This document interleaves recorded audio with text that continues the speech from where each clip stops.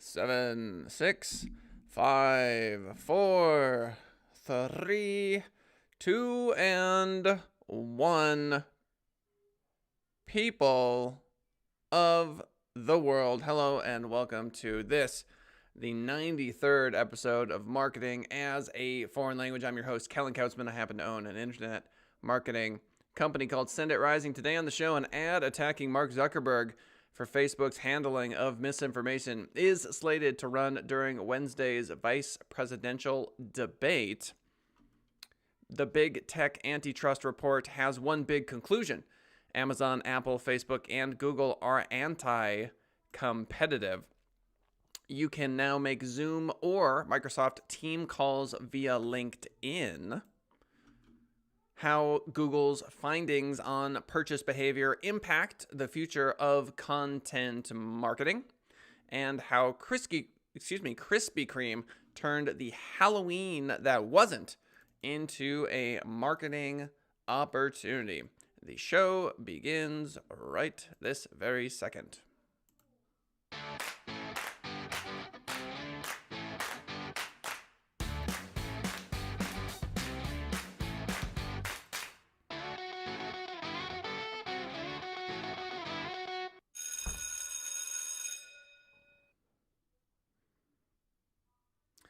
All right, an ad attacking Mark Zuckerberg for Facebook's handling of misinformation is slated to run during Wednesday's vice presidential debate. All links to all articles are in the description.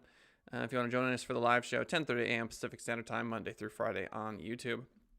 So this one from Business Insider. An ad slamming Facebook CEO Mark Zuckerberg is expected to run during Wednesday's vice presidential debate. The ad run by the group Accountable Tech attacks Zuckerberg for the handling of misinformation on the social media site. The ad, which you can view on this article, this link, features footage of Zuckerberg telling congressional leaders that as Facebook's founder, he ultimately has responsibility for what happens at the company. That's true. Overlaid on top of his words are headlines reporting recent challenges Facebook has faced, such as how to handle the networks of QAnon supporters on its site, and how militia groups used the platform ahead of shootings in Kenosha, Wisconsin. The ad ends with a message written across the screen: "Our democracy is on the line. Hold Facebook and Mark Zuckerberg accountable."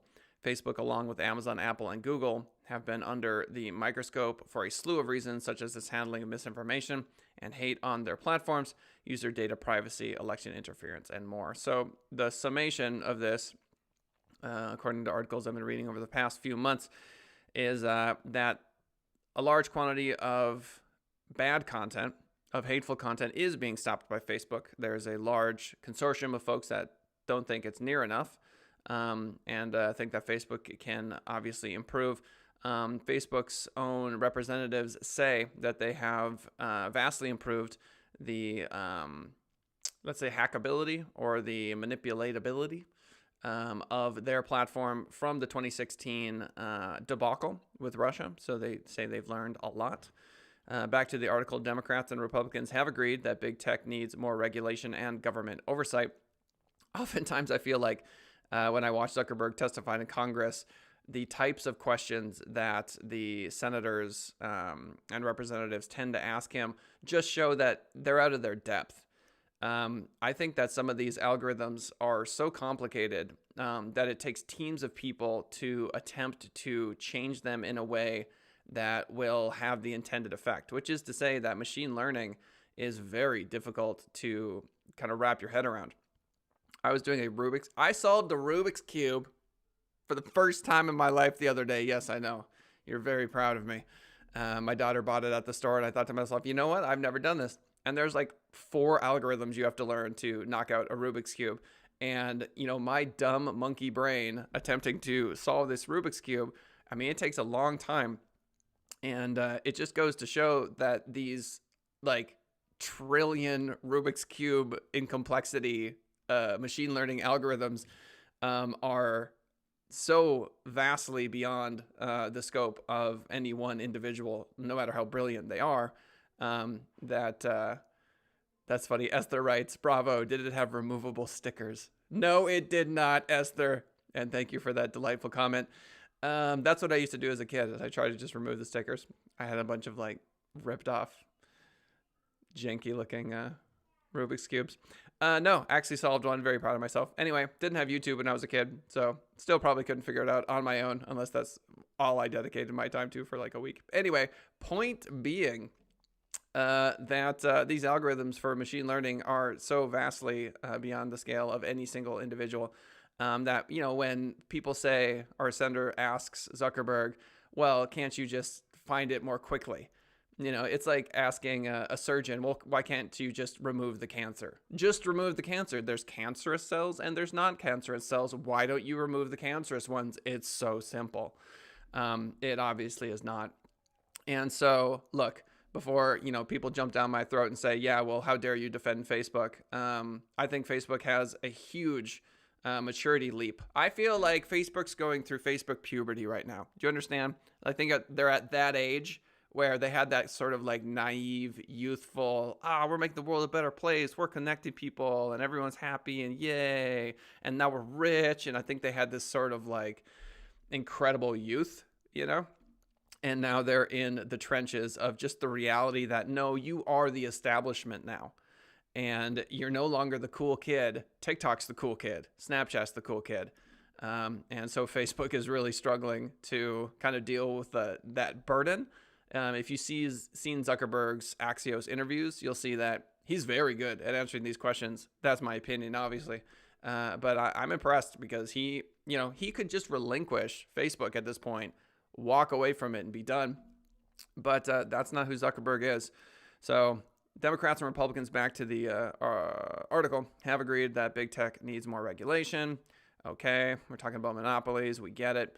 Facebook did not immediately respond to Business Insider's request for comment, but they are pretty good about responding. So ad attacking Zuckerberg on tonight's vice presidential debates.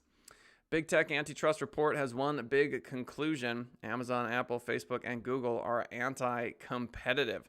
The report scrutinizes the ways the four biggest tech companies have amassed enormous market power. This from Vox.com.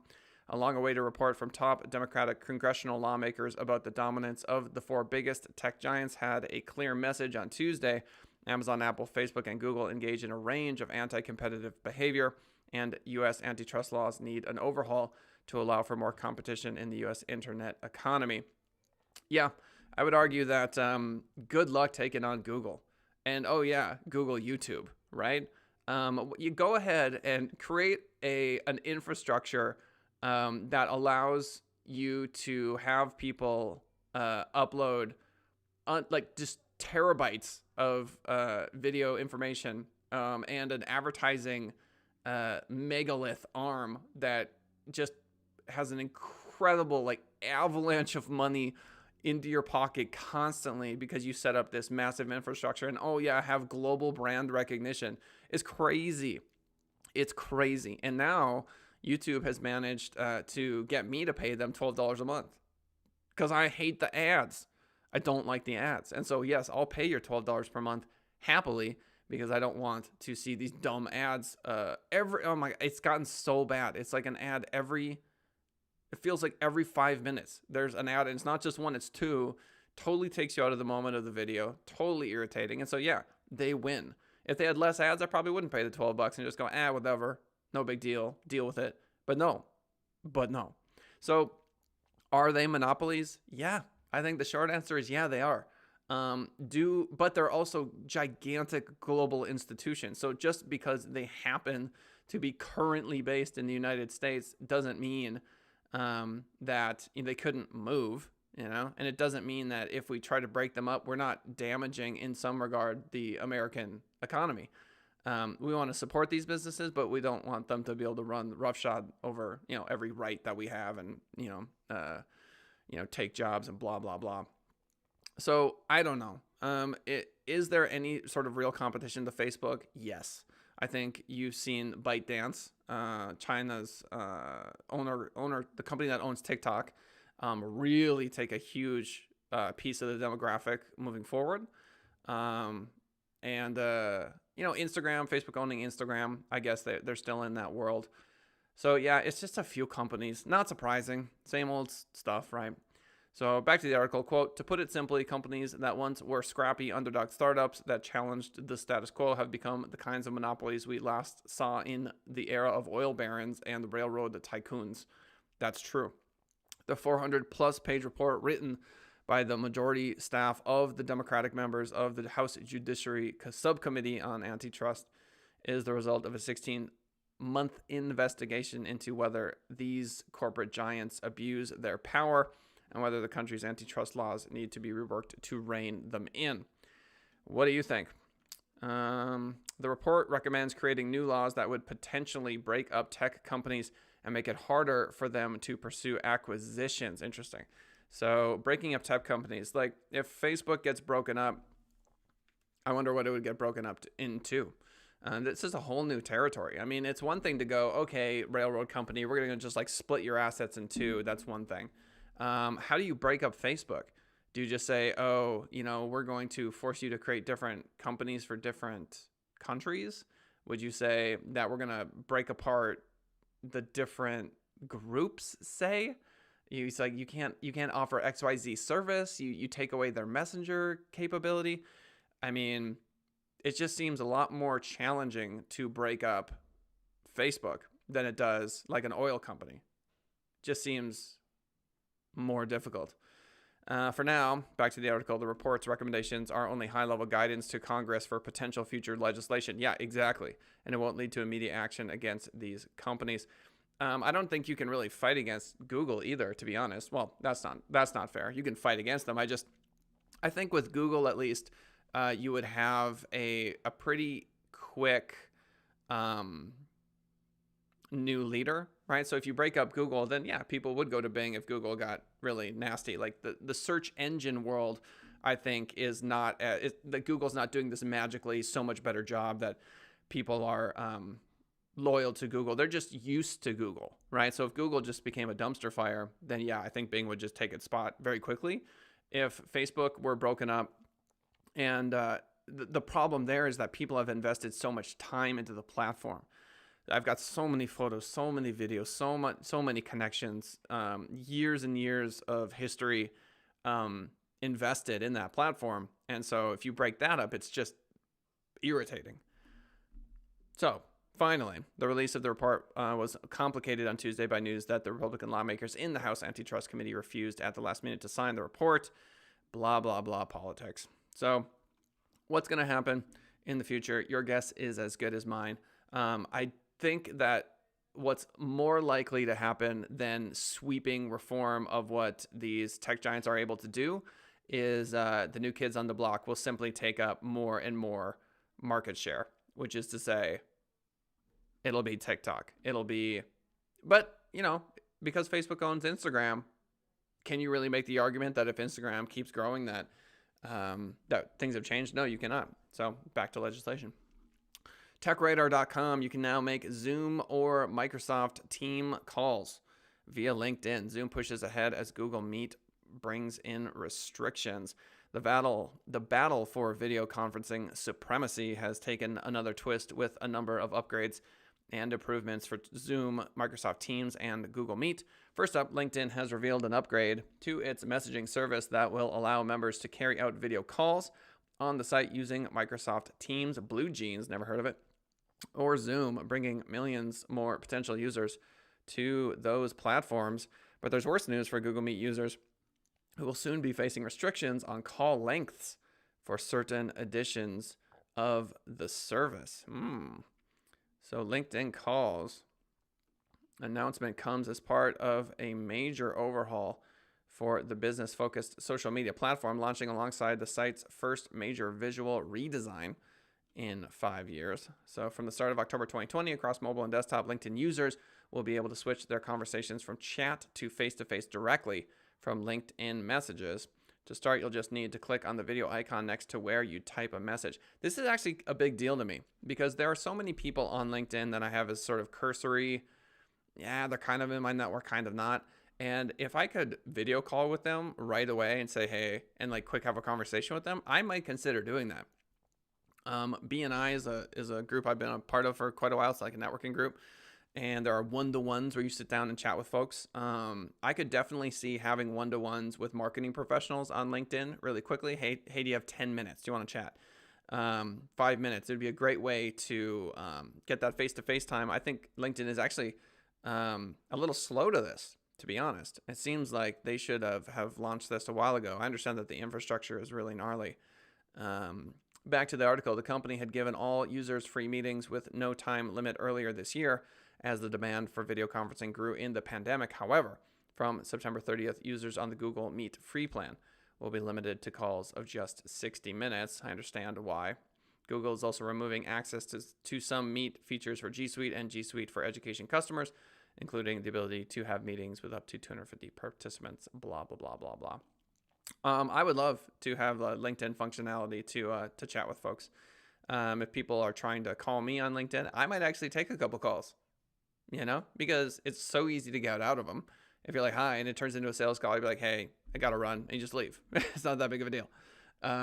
So using LinkedIn as a means to have a chance for additional relationships, I think is actually pretty cool. So I would like to see that evolve over time. TheDrum.com, how Google's findings on purchase behavior impact the future of content marketing. This one by Asad Khan. Google recently released a research piece that analyzed the purchase behavior of consumers and subsequently discussed the findings regarding the buyer decision process. The article cited a, quote, messy middle, a purchase consideration loop that sits between triggers and purchase, which is where and how consumers explore products on an expansive basis and evaluate on a reductive basis. Yeesh. I will say this. Oh, Richard Fisk writes, it could revolutionize virtual job interviews too. And I would agree with Mr. Fisk. Mr. Fisk MBA coming to us from LinkedIn. Yeah, my wife works in video game recruiting. So she recruits like the engineers and artists and those sort of folks that develop video games. We're actually working for that company right now as a client. Digital Artist Management is their name. And I have learned through her experience on LinkedIn that you can make a living on LinkedIn as it stands today. So if LinkedIn were to offer a robust video conferencing platform, I think you would have a lot more spam, let's be honest. It would be annoying to have to weed through all the video calls. But when someone sends me some spam on LinkedIn, it's pretty obvious to me that it is spam. And I think if LinkedIn opened up something like that, they would obviously need the infrastructure to deal with the amount of streaming. I'm currently streaming to my personal LinkedIn as we speak, which is to say that LinkedIn's got the capacity to at least do that, which is interesting, and it will only grow from here. But yes, to Mr. Fisk's point, it would revolutionize virtual job interviews as well. Back to the article, on a fundamental level, this is not new thinking. We know the purchasing funnel is not linear. So let's talk about this for a second. Let's say you're going to hire a plumber. So someone mentions a plumber to you, but you kind of forget their name. So you Google plumber in Las Vegas. You see their name as like the fourth listing and you go, oh yeah, that's right. So you click on them because you have brand name recognition. But, it's for a project that you don't have to do right this second. So you kind of forget about it. But they put a cookie on your browser. And so now as you browse the internet, you see this plumbing ad a lot, retargeted to you. But whatever, time passes. And then, you get a busted faucet or whatever in your house. And you're like, oh yeah. Now this time you actually search for them by their brand name, not some plumber Las Vegas. And then you click on you don't even click on the website. You just find their phone number, which appears in Google Maps, and you call. So there's no understanding that Google has that you called or not. You just searched for that term and now you're calling. You set up the appointment. They do a great job. You decide to leave a review. Do you see how convoluted and complicated this is? I mean, I could give you 10 other examples. Oh, you search for plumber Las Vegas. You click on the Google ad because they say it's 20% off. You don't purchase right away, but you come back later. You click on the Google ad again. You're served a different number because they have CallRail on their website, so they can track the phone call that's coming in. You call, they have a recording of that call, so they internally can track that you came from a Google ad. You call them, but you don't actually schedule appointments, so there is no actual revenue. So It's very crazy. You know, they go to your Facebook page, they don't go to your Facebook page. They go to the social media, they don't. They see a YouTube video of yours or they don't. There's just a million different ways for people to get to your brand, which is why we always, we don't always, many times we suggest, a holistic approach. Back to the article. However, I am a fan of how elegantly Google has managed to paint the picture. Oh, geez. Rather than a confusing chart with arrows headed in multiple directions, we are presented with an infinity loop, which eventually trails off to a purchase. Consumers going back and forth between different areas of thought processes. The messy middle crystallizes a lot of what we already know in how difficult it is for brands to even try and attempt to manage the decision process for consumers. So here you go. You've got exposure, which is this circle around everything I'm about to describe. There are triggers inside of the exposure: exploration, evaluation, make an infinity loop, and then they spill out into experience and purchase, which to me, this looks more like religion. This looks like a yin yang sort of like symbolic, crystal yoga type vibe, which I'm totally for, by the way. Don't get me wrong. Just funny to me that anything, once it you try to like break down complicated processes into a nice, cute little graphic, it tends to start looking like religious symbols. So this is a challenge that almost all brands face. Digital disruption has brought about so much change that a single consumer journey that encapsulates all users does not exist, obviously, and the industry must adapt. So what is the point here? Rather than viewing this change as a mountain to climb, brands should be excited. Now the buying decision process is more of a loop, and brands can continually surprise and delight their customers. My takeaway on this thus far is that here I am streaming live because I know that this might be one of 14 touch points. This goes on Facebook, it goes on LinkedIn, it goes on YouTube. Why? Because you might be there at that time.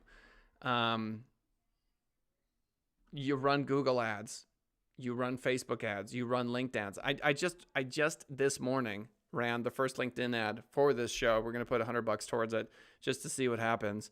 And, I'm going to send it to marketing people. Will they like it? Will they not? Will it be a touch point that will lead them to the YouTube channel for them to hit subscribe? Will they be introduced to the brand and maybe come in? Again, there's a million different ways. But you try, you throw it against the wall, you see if it sticks. So research tells us that people are bombarded with 5,000 messages per day. The attention economy is a huge battleground for all. Brands are treading water just to stay in touch with the continually fragmented media space. Traditional advertising is facing many challenges where audiences can block or skip ads. Cutting through all the noise to be there for the consumer when you need to be is becoming an art form, and I would agree with that entirely. So how does this affect the content strategy? Searching trends in social listening. Interesting. So let's say you want to write an article and you check out Google Trends and you see what people are talking about and you write about that. Factor in how close your content is to either a trigger point or a purchase point, for example. To generate triggers on automotive brands could push content on how environmentally friendly electric cars are, or conversely, for anyone closer to purchase, personalized content dependent on location should show how abundant charging stations are. So that's good. So you're a Tesla manufacturer or whatever. You're a car dealership that sells Teslas. And you would write content about the charging stations. Or did you know you can make it across the continental United States on a Tesla? And here's what it looks like. Or here's how you get to the beach in a Tesla. Or just a million other ideas that stem from that. Build systems to respond to these queries in real time to ensure that you stay as relevant as possible. So if you are lucky enough to have people actually interacting with you, then you want to respond to those in real time if at all possible. Keep the audience in your brand's ecosystem. Build content to keep them interested. If they come to your website once because you offer them charging station advice, but you can create a map of charging stations where they could come back to your website and use your website as a tool to figure out how to get from point A to point B, well, then that would be an example of keeping them interested, and so on and so forth. All right, why don't we talk about how Krispy Kreme turned the Halloween that wasn't into a marketing opportunity. The last article of the day, donut chain introduces the notion of reverse trick or treating. Oh, well, I'll tell you what, Adweek in their infinite glory is blocked, and I should be aware of that at this point. Let's summarize. An ad attacking Mark Zuckerberg for Facebook's handling of misinformation is slated to run during Wednesday's vice presidential debate. I hope everyone does watch the debate. If you're watching this after the fact, you'll have probably seen it. But basically, Zuckerberg could quit. He could have billions of dollars and just chill out. But he refuses to do that. He pushes forward. And could Facebook be doing a better job? Yes, on some things. And I do argue consistently that it is a pretty amazing platform. Will Google, Facebook, Amazon, Apple get broken up? I don't think so, but I do think that they're going to get hit by heavy regulation because you cannot compete with Amazon nowadays. There's just no way. It's just not going to happen. I think if they slapped enough, if they put enough pressure on Google and there were enough rules employed, you could say, enforced, they could really struggle. So I think Google is probably the shakiest of all of them.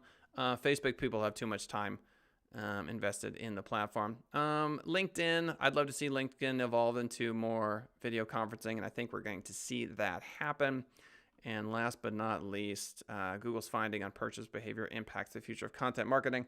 Turns out that people are stuck in the craziest loop of all time, and you really have no choice but to continue to create quality content in all possible venues.